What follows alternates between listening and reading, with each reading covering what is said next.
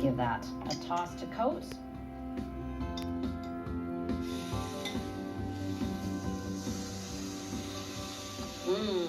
The shrimp only take a couple minutes on each side. It smells so good. Go. I'll set the shrimp aside so I can start on the noodles. I'll preheat a clean pan on high, and I have my rice noodles that I've soaked and drained really well.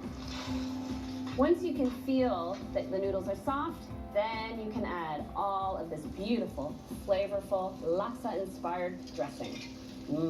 And now I can add my vegetables. I have a combination here: bell pepper, snap peas, and bean sprouts, and all have been blanched in boiling water, so they only just need to be warmed.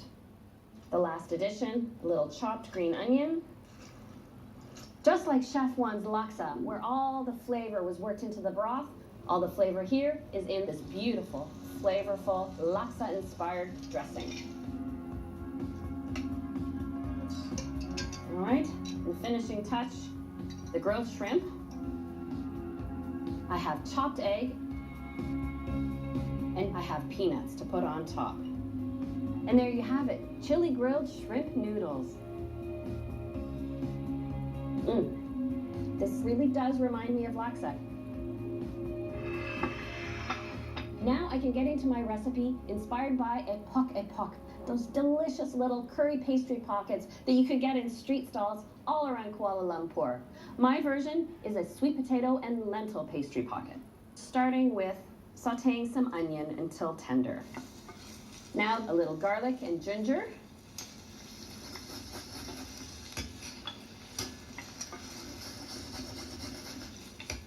And I have a garam masala that I like to use, along with a little ground cardamom. I'll add some diced sweet potato and cover this with a little stock. Oh, and back to that sambal, I do love it. I'll add a little for heat.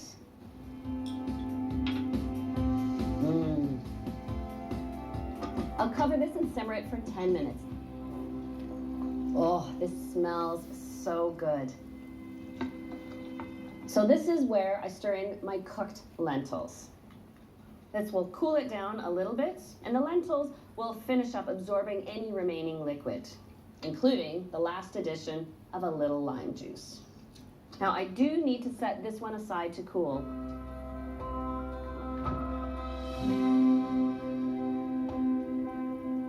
I have the sweet potato filling already chilled.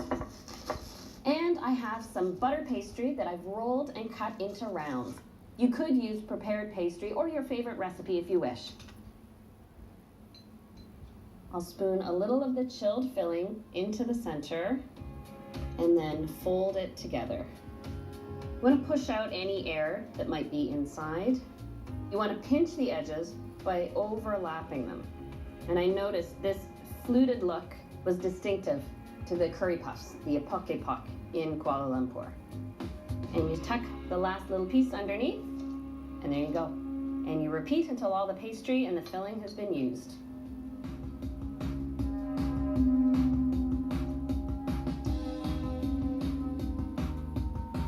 Before these go into the oven, I brush them with a little egg whisked with water. That gives them a nice little shine and promotes an even browning. I've preheated my oven to 190, and these only take about 20 minutes until they're a beautiful golden brown. I'll finish off the rest of my curry puffs, and then, you know what? It's going to be time for dessert.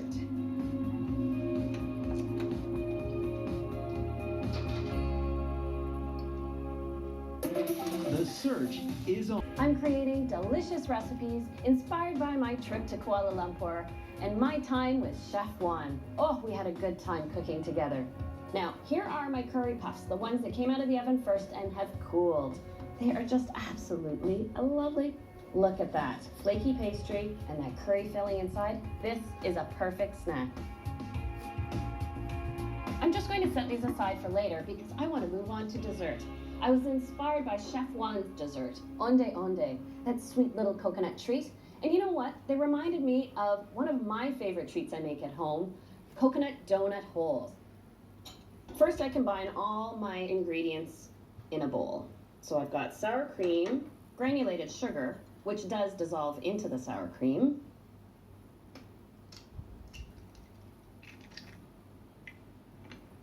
A little vanilla, and a touch of lime zest.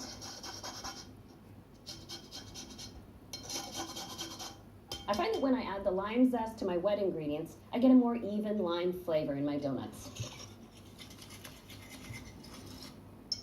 Now I'll sift my dry ingredients, all-purpose flour, a little baking powder, and a pinch of nutmeg. I grew up with my grandmother making sour cream donuts.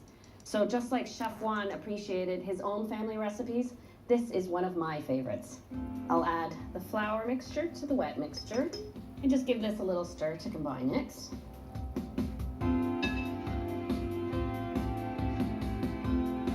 The last ingredient to add, melted butter.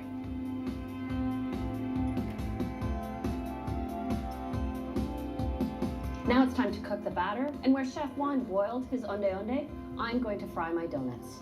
I'm heating my oil to 190. The best tool to use for making donut holes is an ice cream scoop, and carefully drop them into the oil. These take about 4 to 5 minutes to cook. There we go.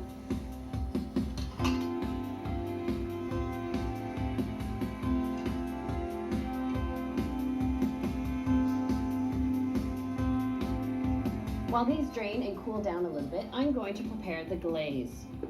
Remember how Chef Juan rolled his treats in coconut? Well, I'm doing the same, but I need a way to get them to stick and add a little sweetness. So I'm making a simple icing sugar glaze.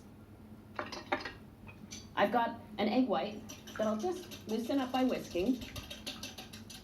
And now I have some sifted icing sugar, and I'll add about half of this, whisk it in to achieve a nice glaze consistency. Go, that seems just right. Grab my cooled little donut holes, and I have my flaked coconut. So I'll drop these into the glaze, and just with my fingers, one at a time, completely dip them, and then roll it in the coconut.